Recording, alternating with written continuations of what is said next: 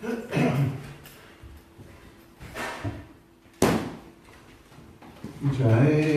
Radha Madhava Kunja Bihare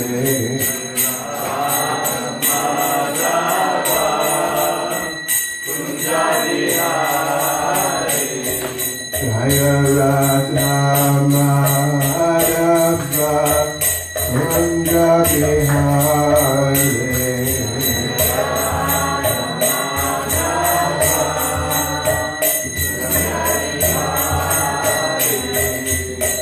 Gopijana Vallabha Girivaradhare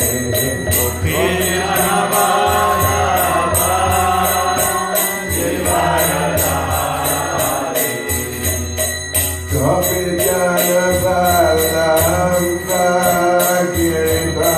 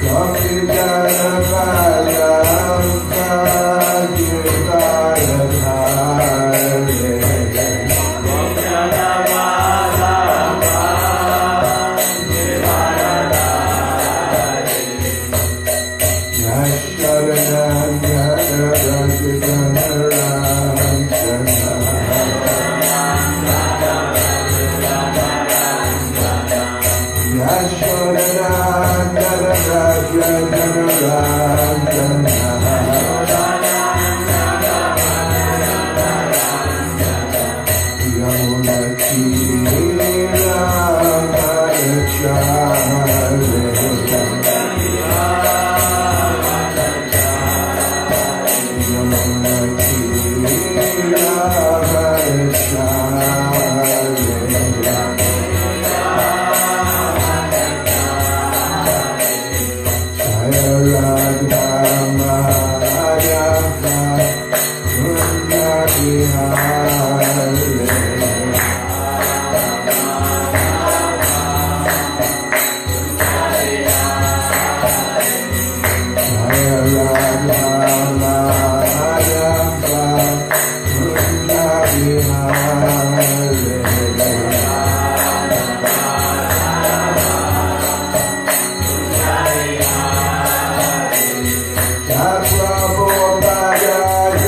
Prabhupada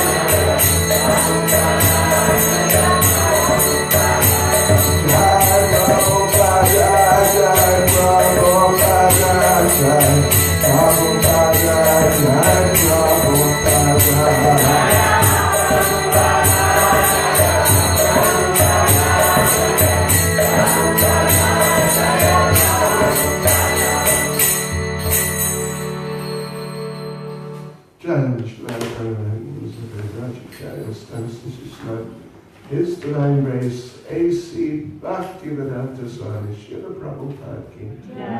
ISKCON's founder Acharya Srila Prabhupada Ki. Grantaraj Srimad Bhagavatam Ki. Shri Shri Panchatattva Ki. Sankirtan Yajna Ki. Go Premanande. All glories to the Sama devotees. All glories to the assembled devotees. All glories to the assembled devotees. All glories to Sri Guru and Sri Gauranga. All glories to Srila Prabhupada.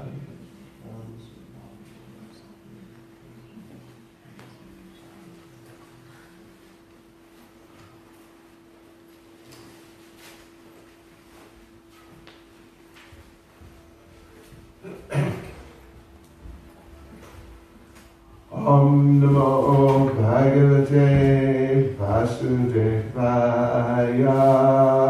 Om Namo Bhagavate Vasudevaya. Om Namo Bhagavate Vasudevaya. Om Namo Bhagavate Vasudevaya. Om Namo Bhagavate Vasudevaya. Om Namo Bhagavate Vasudevaya. Srimad Bhagavatam, Canto 1, Chapter 2, Divinity and Divine Service, Text 31. Oh, it's up there, I guess, yeah? Okay, good. Taya Vilasitesho Esho Gunesho Gunavan Iva Anta Pravishta Abati Vijnanena Vijrimbita Taya Vilasitesh Vesho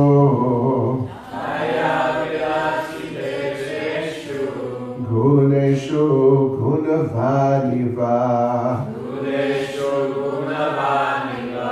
Anta Pravishta Abati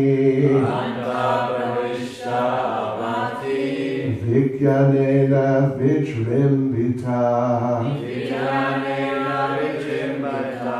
Taya Vilasitesh Vesho Gunesho Gunavaniva Anta Pravishta Abati Vijnanena Vijrimbita Taya Vilasitesh Vesho Gunesho Gunavaniva Anta Pravishta Abati Vijnanena Vijrimbita.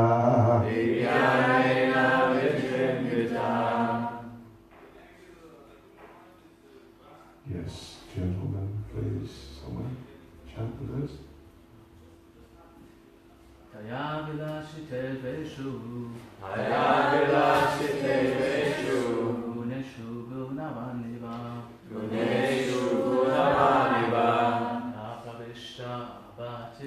Anta Pravishta Abati Vijnanena Vijrimbita. Go on, someone else, have a go.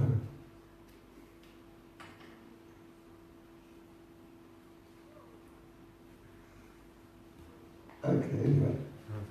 Ladies. Taya Vilasite Veshu Guneshu Gunavaniva Anta Pravishta pravishta abhati. Anta pravishta bhati. Vijnanena vichimbita. Vijnanena vijumbita. Taya vilasiteshveshu. Guneshu gunavaniva. Anta pravishta bhati. Vijnanena vijimbita. Taya vilasiteshveshu. Guneshu gunavaniva. Anta pravishta bhati. Vijnanena vijimbita. Okay. Taya. By them. Vilasitesho. Although in the function. Esho. These. Gunesho. The modes of material nature. Gunavan. Affected by the modes. Eva. As if. Anta. Within. Pravishta. Entered into. Abhati. Appears to be. Vijnanena. By transcendental consciousness. Vijrimbita. Fully enlightened. Translation. After creating the material substance, the Lord, Vasudeva, expands himself and enters into it. And although he is within the material modes of nature and appears to be one of the created beings, he is always fully enlightened in his transcendental position. Purport by Srila Prabhupada. The living entities are separated parts and parcels of the Lord, and the conditioned living entities, who are unfit for the spiritual kingdom, are strewn within the material world to enjoy matter to the fullest extent. As Paramatma and eternal friend of the living entities, the Lord, by one of his plenary portions, accompanies the living entities to guide them in their material enjoyment and to become witness to all activities. While the living entities enjoy the material conditions, the Lord maintains his transcendental position without being affected by the material atmosphere. In the Vedic literatures, Shruti, it is said that there are two birds in one tree. One of them is eating the fruit of the tree, while the other is witnessing the actions. The witness is the Lord, and the fruit eater is the living entity. The fruit eater, the living entity. Thank you. Yes, you got it correct. The fruit eater, the living entity, has forgotten his real identity and is overwhelmed in the fruit of activities of the material conditions. But the Lord, Paramatma, is always full in transcendental knowledge. That is the difference between the supersoul and the conditioned soul. The conditioned soul, the living entity, is controlled by the laws of nature, while the Paramatma, or the supersoul, is the controller of the material energy. Let us read the verse again. Taya vilasitesh veshu, guneshu gunavaviva, anta pravishta abhati, vijnanena vijrimbita. After creating the material substance, the Lord, Vasudeva, expands himself and enters into it. And although he is within the material modes of nature and appears to be one of the created beings, he is always fully enlightened in his transcendental position.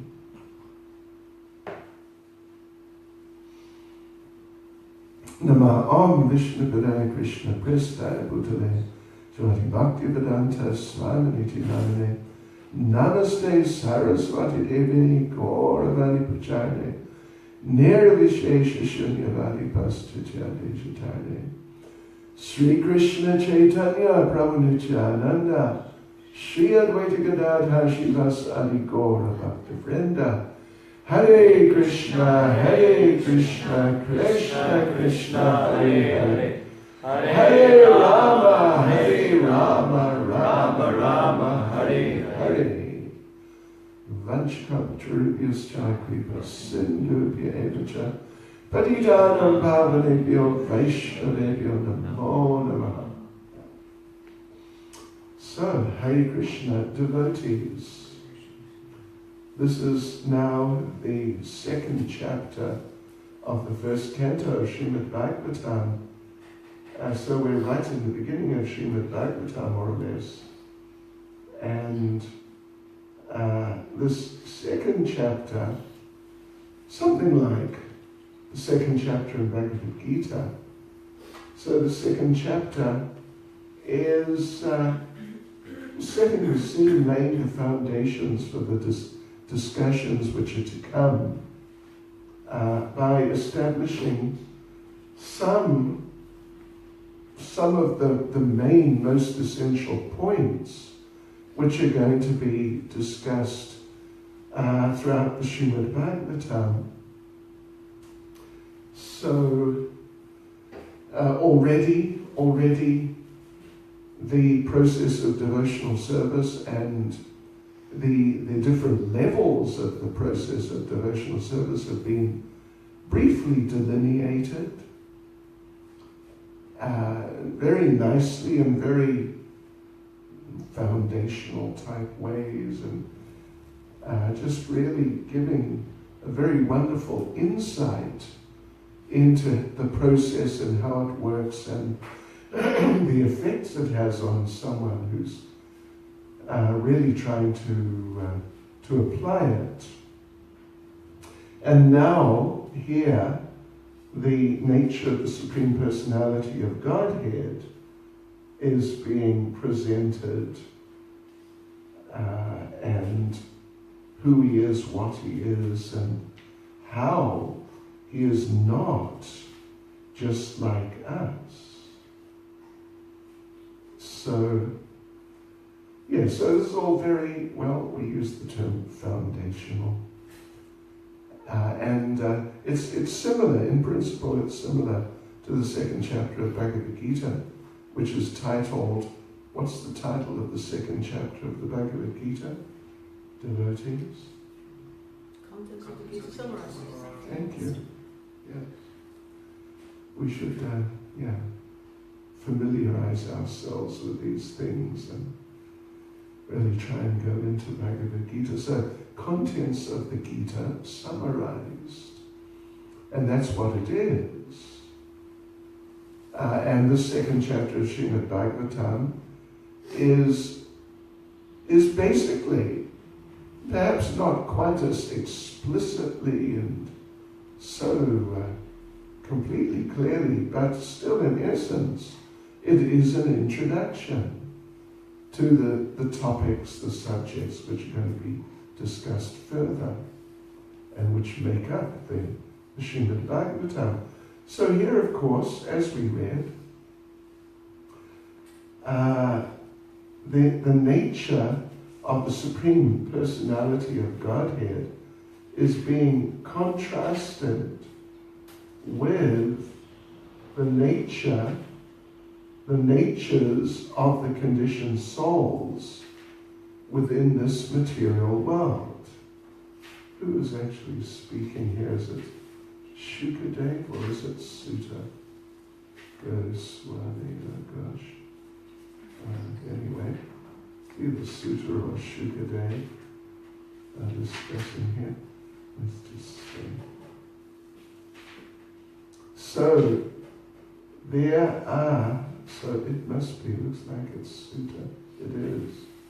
It is Sutta Goswami who is speaking.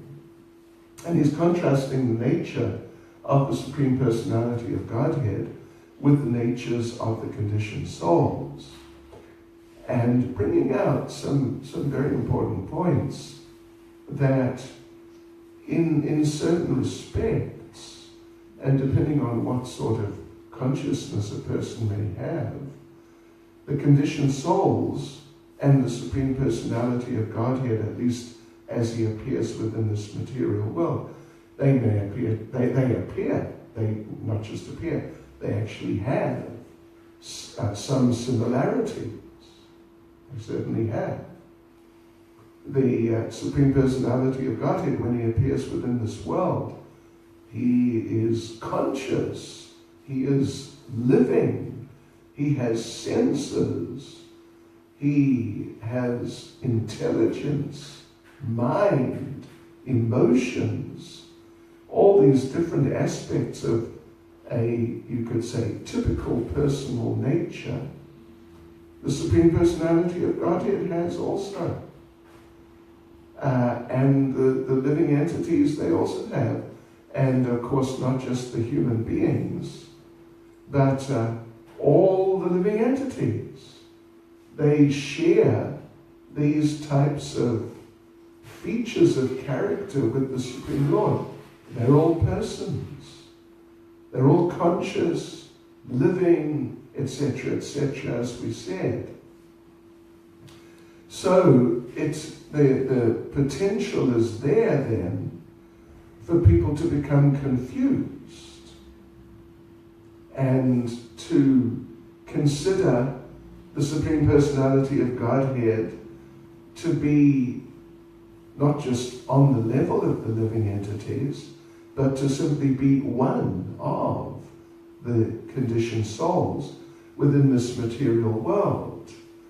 Or on the other hand, as sometimes happens, although it's a little more sort of abstruse, to consider the living entities to be on the level of God. Yes. There's the famous slogan amongst certain Hindus, service to man is service to God. They're equating the two. You serve humanity, you're serving God. They're saying there's this equality there. So people become confused like that. Srila Prabhupada, it's actually in these conversations books, which I see you have there on the bookshelf, very good. It's in one of them, I forget which one. Srila Prabhupada is having a conversation with some young, quote-unquote, spiritually minded young men in somewhere in India, perhaps Bombay. And those kind of spiritually minded young men, Prabhupada is preaching to them, and then one of them, when he gets a chance, he sort of butts in a bit, and he says, Prabhupada is urging them to render devotional service and to be devotees and practice devotional service, Krishna consciousness. And one of them, when he gets a chance, he says, well, we also, we do like that. He says, service to man is service to God. This is what we do, our spiritual life. So, you're telling us to be spiritual in the way you think we should be spiritual, but we're already spiritual in the way we feel we should be spiritual. Because service to man is service to God, and we're helping people who are struggling in different ways in this world. And Srila Prabhupada, as always, the sort of unparalleled presenter of Krishna consciousness, when they said that, service to man is service to God, Srila Prabhupada said, well, if service to man is service to God, then service to God must be service to man. Wow. They didn't expect that. That sort of knocked them back a few steps. But if you think about it, it's something that people like that, they never consider. At least we never hear of them considering. But it must be, isn't it? It must be. If service to man is service to God must be service to man. If 6 is half a dozen must be 6. So these boys, they're just a little stunned by that. And Srila Prabhupada presented that, if you say that, not exactly that we say that, but if you say that, then the two are equal, and it's just a matter, really, of which is easier or better, which one should we do. And Prabhupada made the point that you want to serve man. Well, first of all, there's 7 billion of them, and they are often very sort of touchy and choosy, and if you want to serve them and please them, it may not be so easy to do that. Even we see on Food for Life sometimes, like in Africa and places where there are poor people, we're distributing nice prasadam, and the people are coming and getting some prasadam, but some people, they will not accept. They will not accept. It is like we are insulting them by offering them free food. We are saying, you are just a poor and rather useless person, and therefore we have to come along and help you. And some of them actually become upset. So the point is to serve man, humanity, and please them in really substantial terms. That may not be as easy to do as people might think, particularly when there's 7 billion of them. But then Prabhupada made the point that to serve God, which is also service to man, if we accept their idea, serving God is very easy. Patra Pushpam Palam Toyam Yome Bhaktiya Prayachati Tadaham Bhaktiya Paritam Ashnami Prayatat Manaha. Lord Krishna says, just offer me a leaf, a fruit, a flower, some water, in devotion, and I'll accept it. It's so easy to please Krishna. And if we look at that verse, we'll see that Lord Krishna, he uses the singular form of those words.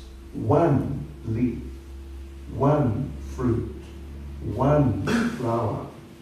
Not that you have to get a whole lot, otherwise he may not appreciate if he's just given one. But just give one. If it's offered with devotion, Krishna will accept that. So Srila Prabhupada was preaching like that actually it's so much easier to please God than it is to please mankind. So let's do that, seeing they're equal, seeing they're the same. So people become confused in different ways, or say these two main ways. They think that God is one of us, or in some cases they think that we are God. This is the material world. And this material world is a place of confusion. In our sort of basic perspective on this material world, how we see it, there are certain very fundamental kind of aspects of the material world which show what it really is, which we should be very conscious of.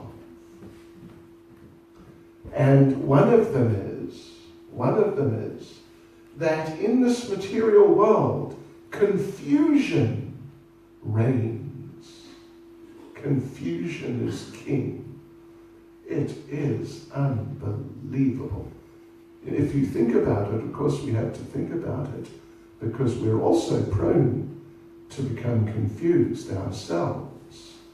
That is our background, at least, having come from material life. So there's so much confusion, it is fantastic. The first confusion, of course, and this is pointed out in Bhagavad Gita at the beginning, is that we do not know who we are. And we actually think we are someone who we definitely are not at all. We are just a completely different person altogether. But we are convinced that we are this illusory and, in one sense, kind of non-existent person. Yeah. We think we are these bodies. People think they are their bodies. And that this world... so then the confusion extends further, that we think we're these bodies, which we're not. Then we are here within this world. Next confusion is that we think this material world is a place for us to enjoy. And that's what our being here is for. We're here to enjoy this material world. It is being provided for us, or somehow or other it just exists. That's another confusion. There's so much confusion. So, and therefore we must make a program for enjoying in as many ways as possible. So these, the sort of very basic confusions of material life, and there is no God because I haven't seen him, and me, of course, being a very important authority, if I haven't seen something, well, probably means it doesn't exist. It needs to be certified by me, otherwise, it's not to be accepted. As Prabhupada said once, some of these people think that if a tree in the forest falls down and there's no one there to hear it, it makes no sound. This is, anyway, the pride of the conditioned souls. So there is no God. And even if they have some idea that maybe there is some sort of something up there, then maybe it's impersonal. Maybe it's, I actually saw quite some years ago a little comic strip, like a printed little comic from the Christians, some Christian people. And, they're trying to present God, that's nice. But God, the way they depicted God in this little cartoon strip there was a throne. Yes, a really serious throne. It was big. And on the throne was obviously someone, but you couldn't see who the someone was or what they actually looked like, because he was so effulgent that you could make out there was some sort of form there kind of, but that was as far as it went. Or we understand, in fact, Brahma Samhita says, Adyam Purana Purusham, that Krishna is the original person. Purana Purusham, the most ancient person. So I saw another comic strip, and there God is depicted in more sort of precise terms. But God, being Purana Purusham, the most ancient person, he looked really old. I don't know if you've been into these, like not necessarily hospice, but an old people's home. They take people who just cannot function any further in day-to-day life. And you go in there and you see some sights. What happens to people when they reach the body reaches that stage of aging? It's really, it's a bit of an eye-opener actually. So they depicted God as this very ancient, sort of geriatric, who was, you had to assume he would not be competent physically to function. So even if people have some idea of God, then it is confused. It is confused. And in so many cases, they don't have an idea of God. And in so many cases, they accept that he doesn't even exist. So like we said, this material world means confusion is king. And we should understand that. Srila Prabhupada, if we read Prabhupada, if we listen to Prabhupada like this, if we do that regularly, then we'll see how Srila Prabhupada time and time again points out what's wrong with life in the material world. Time and time again, just so repeatedly. It's certainly thousands of times.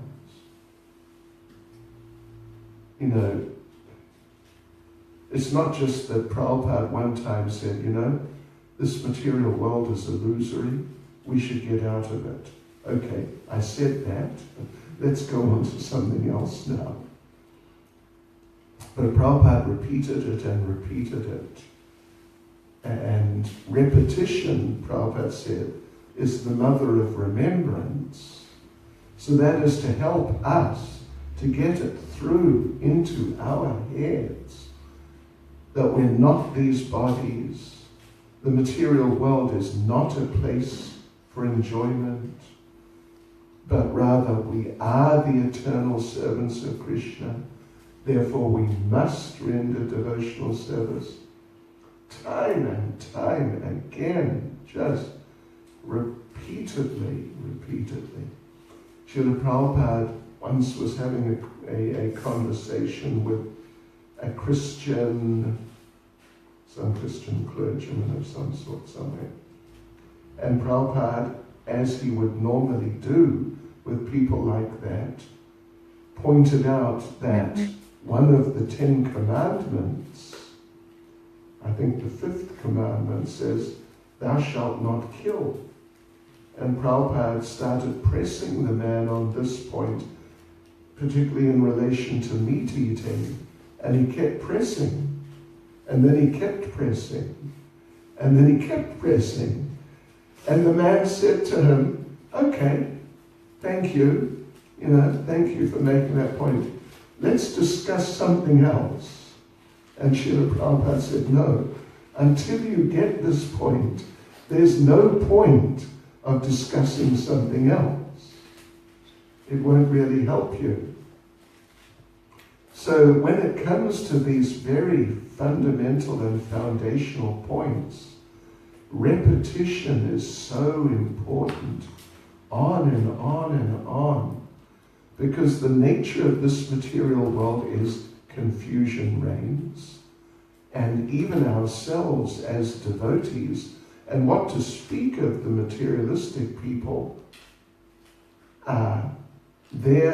it's so easy to become influenced by that confusing nature of this material world.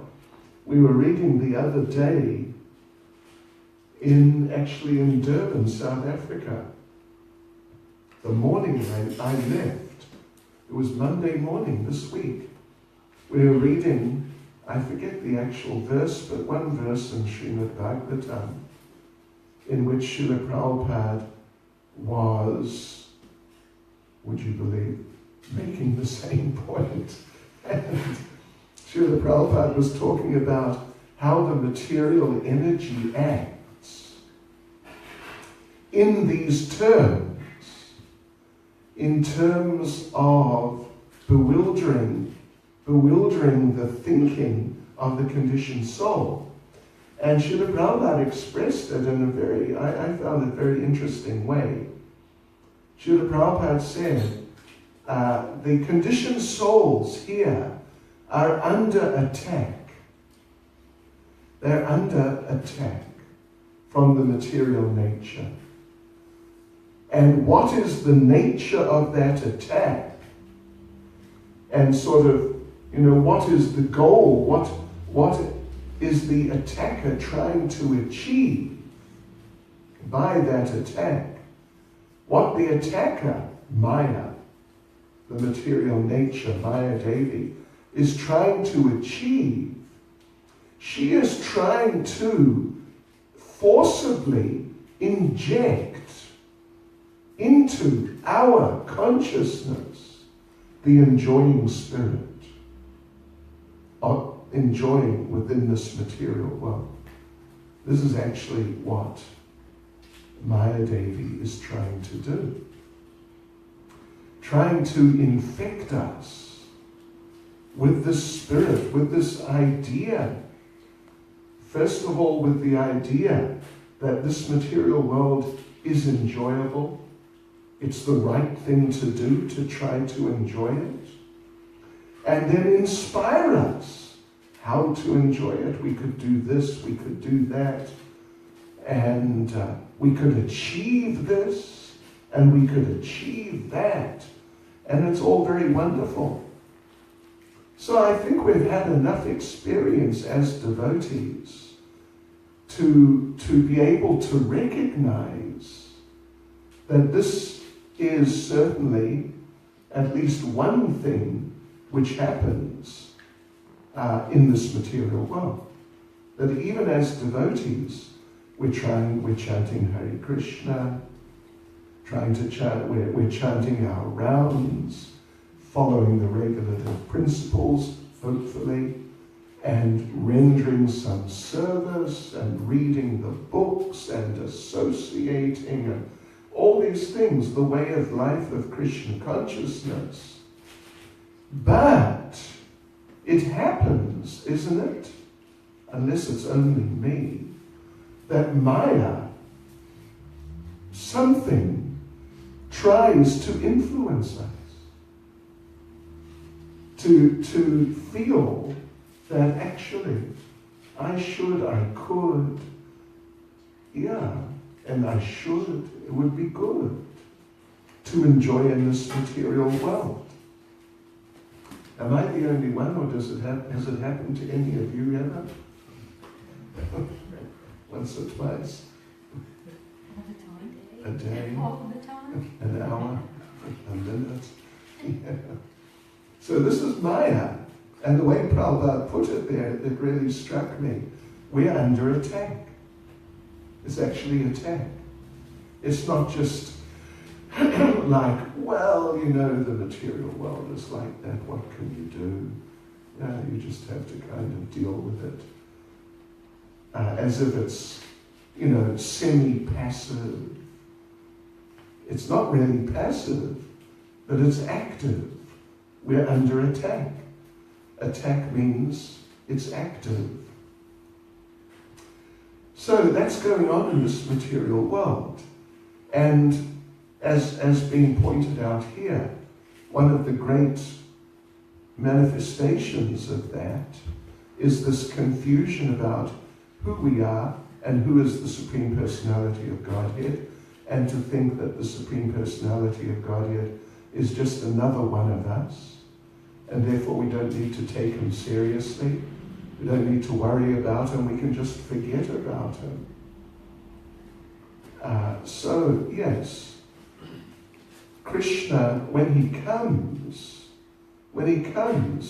at least to some extent, he sometimes conducts himself something like a conditioned soul.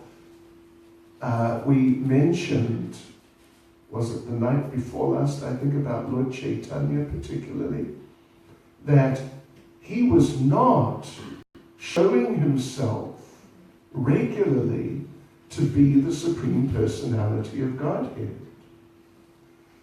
Even before his father passed away, before he was initiated in Gaya by Ishvara Puri, and that great transformation occurred, before that, he was just conducting himself like some very brilliant, but still just an ordinary young boy.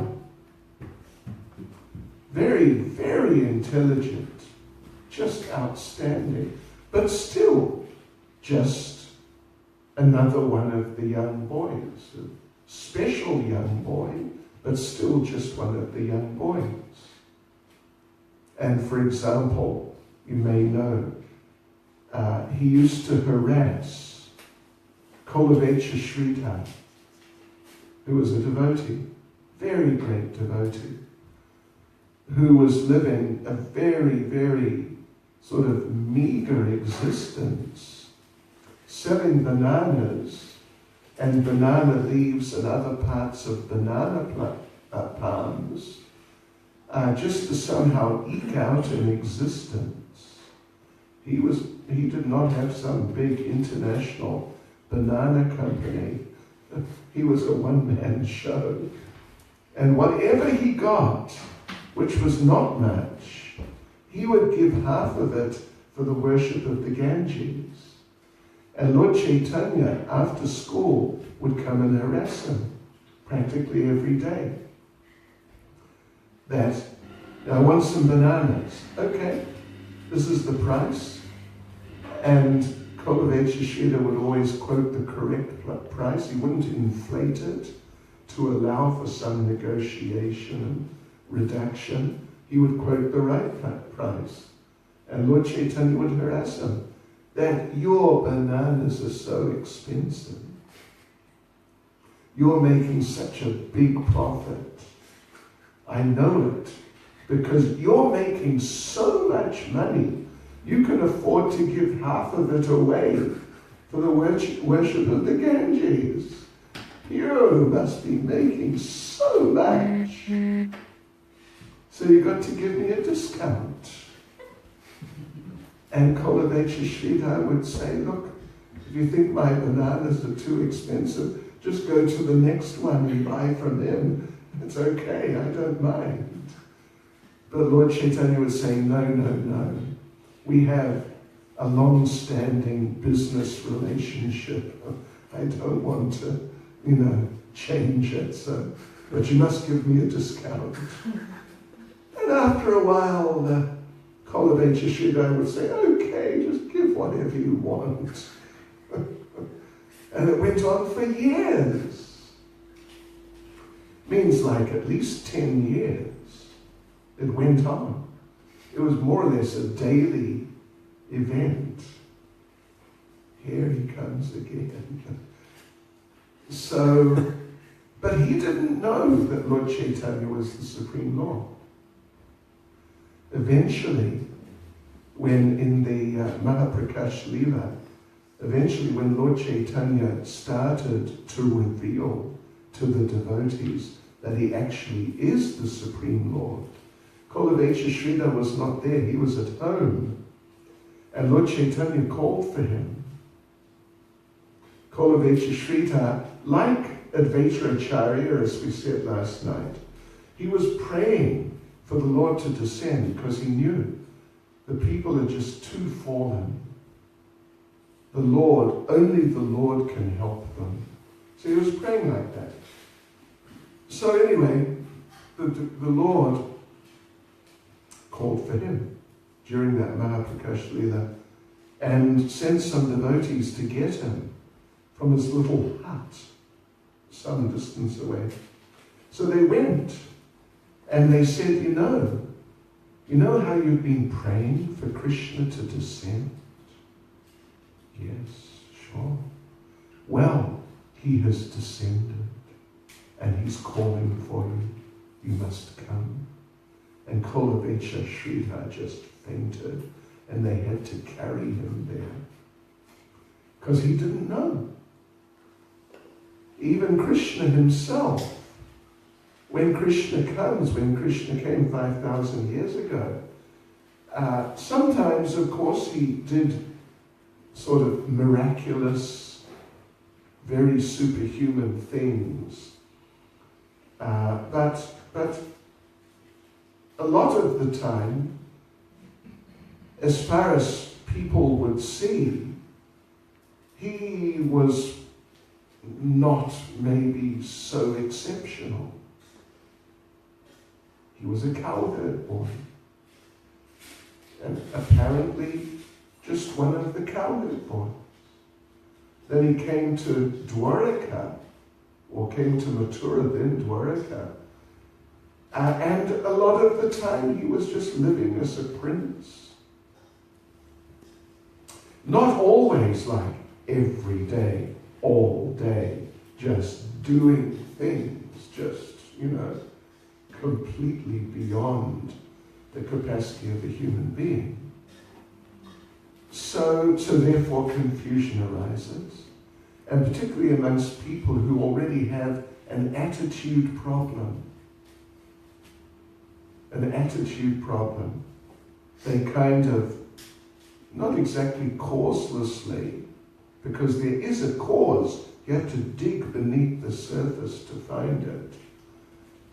But it appears causelessly they don't like God. Why? Don't know. Because.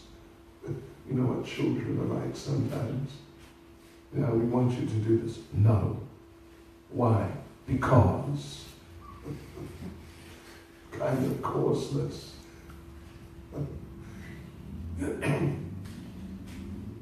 I had a discussion actually quite some years ago in a school near our temple in Chatsworth in Durban, and with like the final year high school students. And this one boy, he was into the Big Bang. The Big Bang. He was into it. He was into it. And God, forget about it. The Big Bang. So we made some points to him that we made the point that in history, in human history, there have been many Big Bangs. Because science means experiment, you test the theory, and then whatever result comes out of the experiment, that's accepted as reality. So there have been many Big Bangs. The one you're talking about, that you've got this idea about, no one was around. CNN was not there. Even BBC was not there to record it. So there's no record of that one. But there have been many Big Bangs, other Big Bangs, like Hiroshima, Nagasaki, the different wars. Even I'm sure today, a few bombs are going to go off in different places around the planet. There have been thousands, there have been millions of pretty big bangs, but not one of them has produced, as a result of the bang itself, not one of them has produced anything nice. Every single last one of them has simply destroyed. But when intelligent people have come along afterwards and, repaired things and put things together again, then you've got a nice result. Like even Hiroshima, which was, the city, part of the city was obliterated. But if you go there today, other than the memorials, you wouldn't know it. It looks like a typical modern city. Because people, intelligent people, came along. So we made this point to this young man, that if we follow the scientific process, that there's a theory, then you have to do an experiment and take the results in an unbiased way from the experiment. So the experiment has been done as far as we're able in terms of big bangs, and this is what the result has been. Millions of experiments, you could say. So it would appear that the idea of an intelligent person coming along and putting things together in the creation, it conforms much better to our experience of all these big bangs. So therefore, what do you think? We're asking this young fellow. What do you think? Doesn't it make more sense that there may be a God who's behind this world? And the young man said, no. Big Bang. And then we told him, it seems you have an attitude problem. So that's there. Underlying so many of the attitudes of the conditioned souls and so many of the ideas and just desires and the ways they see things, there are certain attitudes. The most foundational of which is, we don't like God. We don't want Him. We reject Him. Yeah. So this is going on. But actually, the Supreme Personality of Godhead is always in a completely different position to the living entities. He may not always show it in a very obvious and open way. Sometimes He does. He may not always do it. Doesn't mean that when He doesn't do it, He can't do it. So like this, the Supreme Personality of Godhead is there. Very amazing transcendental personality. And as the verse says, He is within the modes. He appears to be one of the created beings, but He's always fully enlightened in His transcendental position. Like I could just mention to close, the Damodar Lila, we're all familiar with that. The month of Damodar is coming up in a couple of 3 months or so. So Lord Krishna,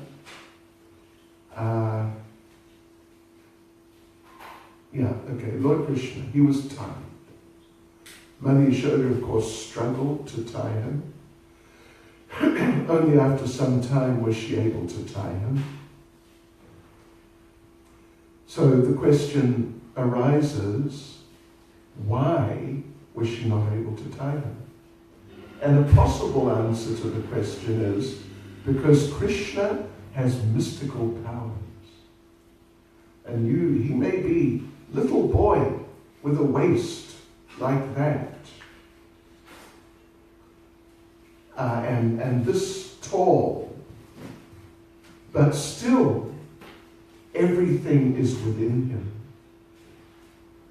You would think if his waist is this big, and if you have, as Mother Yashoda had eventually, some kilometers of rope, obviously it's going to go around him. But it didn't. It was always 2 fingers too short. So one possible explanation is Krishna has mystical power, and somehow he was making the kilometers of rope shorter, and it was always 2 fingers too short because he's a magician. But the other which is also quite possible, but the other explanation which is given is that even though Krishna is, this size at that stage, he's a small boy, and his waist is this size, something like that. But still, he is still the source of everything. Everything is still within him. Even though he is within everything, but everything is at the same time within him.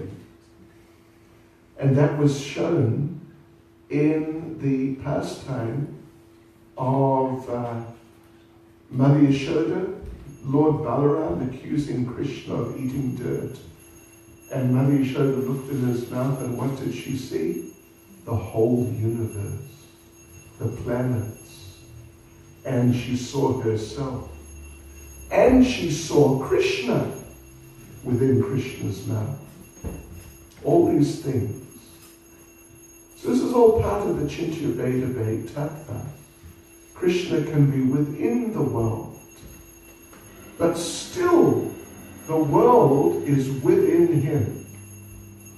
It is not simply that Krishna made himself smaller, and so he fits within the world, but there is another form of him which the world is within. But this form of him, the world is not within. He is within the world. But some other form, bigger form, that form, the world is within that form of him. No. The world is still within that little form of Krishna, and it's not just magic. Not just some mystical something. But this is Achintya Veda Tattva, the reality of the Supreme Personality of Godhead.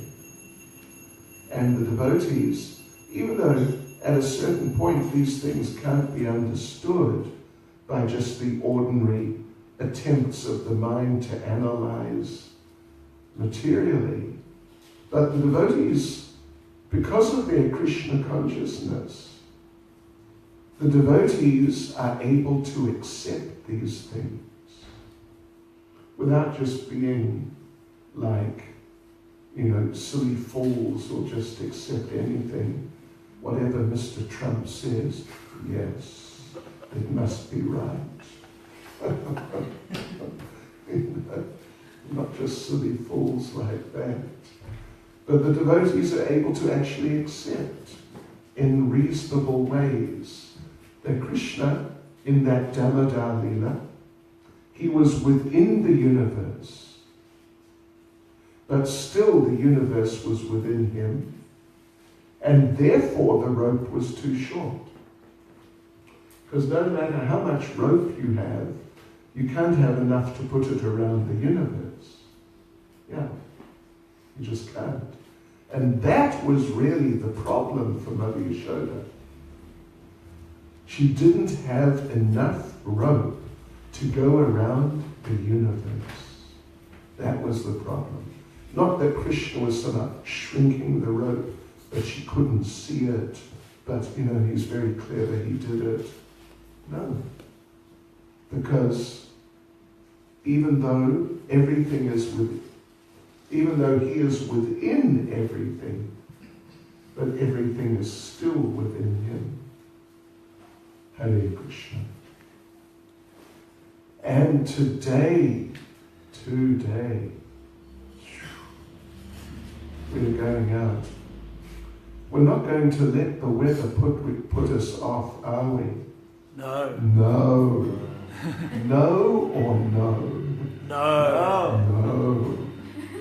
I remember the good old old days, whoa, in the 70s, we were out there, come rain, shine, occasionally snow, not so much snow, but plenty of rain, not a lot of sunshine.